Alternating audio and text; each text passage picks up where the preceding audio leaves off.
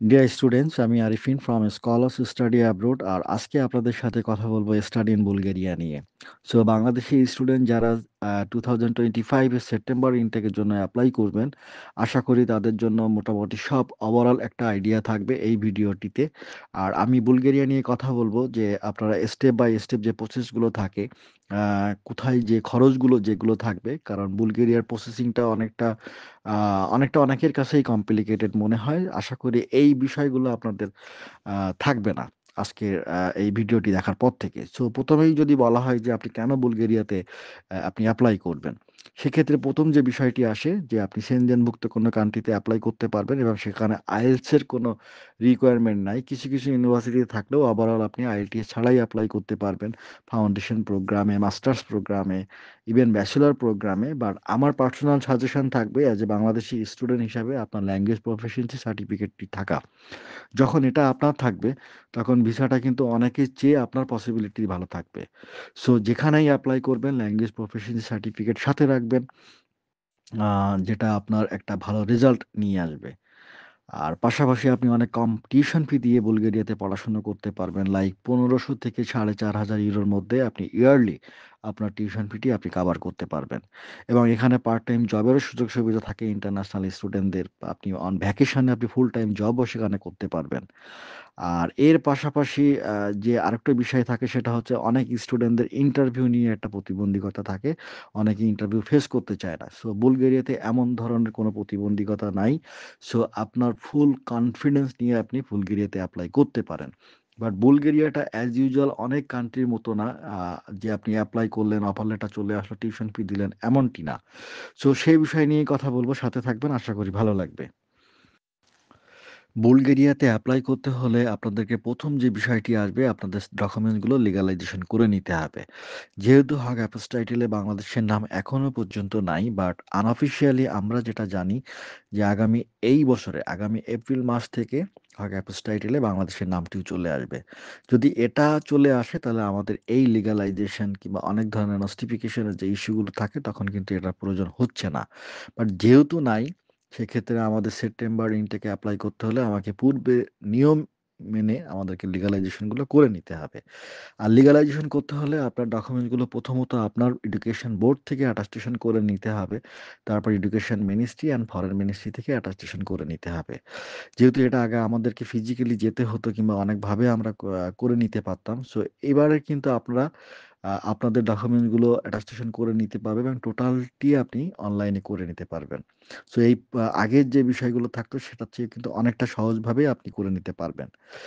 এরপরে আপনার ডকুমেন্টগুলো আপনাকে কুরিয়ার করে পাঠাতে হবে, আ যেখান থেকে আপনি অ্যাটাস্টেশন করে নিবেন। সো পূর্বে আমরা যারা কাজ করছি, আমরা ইন্ডিয়া থেকে এগুলো করে নিতে হতো।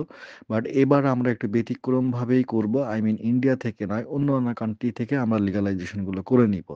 সেখানকে অবস্থিত বাংলাদেশ হাই কমিশন থেকে আপনাকে অ্যাটাস্টেশন করে নিতে হবে। তারপর বুলগেরিয়ার এম্বাসির একটা ডেট কনফার্ম করে সেখান থেকে অ্যাটাস্টেশন গুলো করে নিতে হবে। যখন আপনি আপনার ডকুমেন্টসগুলো লিগ্যালাইজেশন কমপ্লিট হয়ে যাবে, তখন আপনার অ্যাডমিশনের জন্য যে ইউনিভার্সিটিতে আপনি এপ্লাই করবেন, সেখানে আপনি আপনার ডকুমেন্টসগুলো কুরিয়ার করে দিবেন। যদি আপনি মাস্টার্সে এপ্লাই করেন, তাহলে আপনাকে অ্যা আ ব্যাচেলরের সার্টিফিকেট অ্যান্ড মার্কশিটগুলো আপনাকে পাঠাতে হবে। আপনি যদি ব্যাচেলর প্রোগ্রামে এপ্লাই করেন, তাহলে এসএসসি, এইচএসসি সার্টিফিকেট এর মার্কশিটগুলো আপনাকে কুরিয়ার করে পাঠাতে হবে। এবং ইউনিভার্সিটি অনুযায়ী সেখানকার অ্যাপ্লিকেশন ফি থাকবে, রিকগনাইজেশন ফি থাকবে।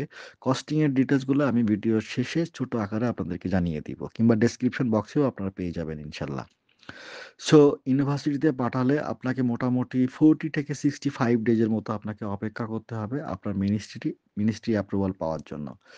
যখন আপনি মিনিস্ট্রি অ্যাপ্রুভাল পেয়ে যাবেন, তখন আপনার কোর্সের ডিউরেশন কোর্স অনুযায়ী ইউনিভার্সিটি আপনাকে একটা ইনভয়েস ইস্যু করে দিবে, যেখানে আপনার টিউশন ফি ডিটেইলস থাকবে।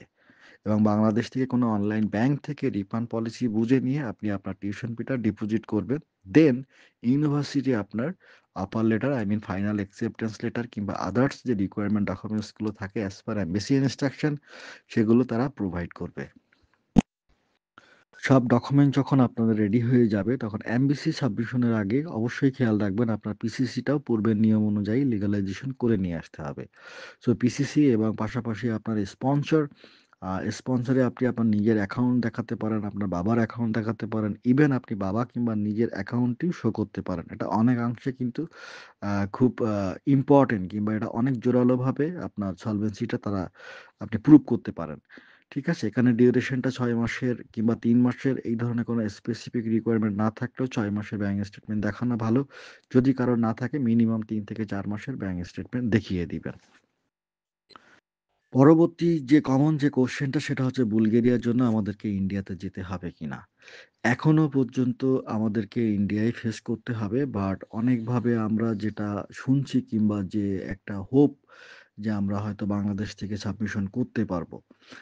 আর আমরা যারা কাজ করছি কিংবা আমরা যারা কাজ করি প্রফেশনালি আমরা সহ এবং অনেক স্টুডেন্ট সহ ট্রাই করা হচ্ছে যে আমরা আ অন্য কান্ট্রি থেকে যেন আমরা এমবাসিটা ফেস করতে পারি। সো এটা একটা সময়ের একটা ব্যাপার যেটা স্পেসিফিকলি এখনই বলা যাচ্ছে না। বাট ইন্ডিয়া বাদ দিয়ে যদি অন্য কোনো কান্ট্রিতে ফেস করা যায় এটা আপনারাও জেনে যাবেন বিভিন্ন মাধ্যমে কিংবা আমাদের চ্যানেল থেকেও কিংবা আমাদের অফিসিয়াল পেজ থেকেও আপনারা জেনে যাবেন।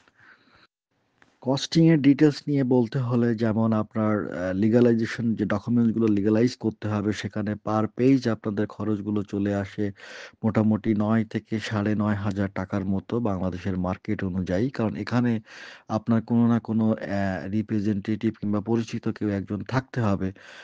যার নামে আপনি পাওয়ার অফ অ্যাটর্নি করে দিবেন এবং তিনি যেয়ে আপনার ডকুমেন্টস গুলো লিগালাইজেশন করে নিয়ে আসতে হবে। সো লিগালাইজেশন এর খরচটা যদি €৬০ হয় পাশাপাশি তার যে একটা কনভেন্সিতে একটা খরচ তার থাকবে। সো এই সবগুলো বেয়ার করলে আপনার পার পেজ মোটামুটি ৯ থেকে ৯,৫০০ এর মতো আপনার খরচ চলে আসবে। যারা মাস্টার্সে এপ্লাই করবেন তাদের জন্য আপনার লাস্ট আ এক একাডেমিক সার্টিফিকেট অ্যান্ড মার্কশিট এবং পিসিসিটা লিগালাইজ করে নিতে হবে। ব্যাচেলরদের জন্য খরচটা একটু বেশি চলে আসবে। আর ডিএইচএল যে খরচটা এটা নরমাল কোনো কুরিয়ার দিয়ে পাঠালে আপনি ৳২,৫০০ এর মধ্যে আপনি কমপ্লিট করতে পারবেন কিংবা মেক্সিমাম ৳৩,০০০ ও আপনি ধরে নিতে পারেন। এখানে কিন্তু রোমানিয়ার মতো মেডিকেল সার্টিফিকেট ইস্যু করতে হয়। যেটাও 500 power of attorney another 500 so এই ছোট খরচগুলো আপনাদেরকে করতে হবে। সবচেয়ে বড় যে খরচ শুরুতে হয়ে যায় সেটা লিগালাইজেশন দিয়ে। তারপরও অনেক স্টুডেন্টদের এক্সপেকটেশন থাকে যে আ তাদের ইন্টারেস্ট থাকে যে তারা বুলগেরিয়াতে এপ্লাই করবে এবং সেটার পিছনে একটাই রিজন যে বুলগেরিয়ার ভিসার রেশিও আ অলমোস্ট গ্রান্টেড বলা যায়। সো এটা একটা রাইট চয়েস হতে পারে আমাদের বাংলাদেশি স্টুডেন্টদের জন্য। এর বাইরেও ছোট কিছু পেমেন্ট থাকে লাইক আপনার মিনিস্ট্রি অ্যাপ্রুভাল, আপনার university application fee and recognition fee. এটা বাংলাদেশী টাকা ধরলে অ্যানাদার 25,000 টাকার মতো চলে আসবে। টিউশন ফিটা আমি শুরুতেই বলেছিলাম যে ১৫০০ থেকে ৪,০০০ কিংবা ৳৪,৫০০ মধ্যে আপনার ইয়ারলি কমপ্লিট করতে পারবেন। এর পাশাপাশি যে খরচগুলো থাকে সেটা হচ্ছে আপনাদের এয়ার টিকেটের বাজেটটা ৳১,০০,০০০ এর মতো রাখবেন এবং আম অপ ব্যাংক স্টেটমেন্ট কিংবা ডকুমেন্টস যে নোটারি ট্রান্সলেট যে বিষয়গুলো থাকে এখানে কম বেশি ছোটখাটো একটা খরচ আপনাদের থাকবে। এর পাশাপাশি আ যদি কোনো কোয়েশ্চেন আপনাদের থাকে স্ক্রিনে দেওয়া WhatsApp থেকে আপনারা কল করে জেনে নিতে পারেন কিংবা আমাদের অফিসেও আসতে পারেন। আর কোনো বিষয়ে যদি যে কথাগুলো আমি বললাম মোটামুটি এগুলোর ইনফরমেশনও ডেসক্রিপশন বক্সে থাকবে। চাইলে আপনারা দেখে নিতে পারেন। সো ভালো থাকবেন, আ সুস্থ থাকবেন। দেখা হচ্ছে আগামীতে নতুন কোনো টপিকস নিয়ে। আসসালামু আলাইকুম।